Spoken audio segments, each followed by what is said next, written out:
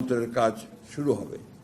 আগামী ফেব্রুয়ারিতে জাতীয় নির্বাচন অনুষ্ঠিত হবে প্রধান উপদেষ্টার এমন ঘোষণাকে ঐতিহাসিক অভিহিত করে তাকে স্বাগত জানিয়েছেন বিএনপির মহাসচিব মির্জা ফখরুল ইসলাম আলমগীর। দল, ছাত্র, কৃষক, শ্রমিক সহ সকল স্তরের বুধবার গুলশানে দলের চেয়ারপারসনের রাজনৈতিক কার্যালয়ে আয়োজিত সংবাদ সম্মেলনে তিনি এই প্রতিক্রিয়া জানান।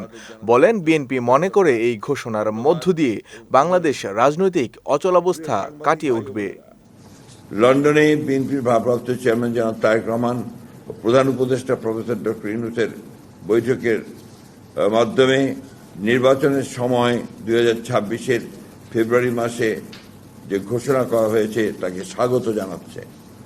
বিএনপি মনে করে এই ঐতিহাসিক ঘোষণা বাংলাদেশে রাজনৈতিক অচলাবস্থা কাটিয়ে উঠবে এবং গণতন্ত্রের উত্তরণের পথকে সুগম করবে।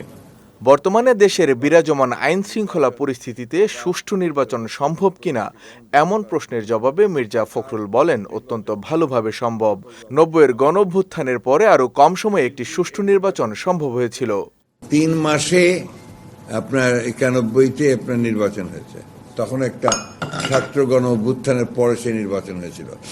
পরবর্তী সমস্ত নির্বাচনগুলো আপনারা লক্ষ্য করেছেন 3 মাসের মধ্যে সম্ভব হয়েছে এবং এটা এখন আরো বেশি করে সম্ভব, যে জনগণ এই নির্বাচনটা চায়। জনগণই আইন শৃঙ্খলা রক্ষার জন্য সবচেয়ে বড় প্রহরী হয়ে দাঁড়াবে। এদিকে এক প্রশ্নের জবাবে মির্জা ফখরুল জানান, যত দ্রুত সম্ভব দলের ভারপ্রাপ্ত চেয়ারপারসন তারেক রহমান দেশে ফিরবেন।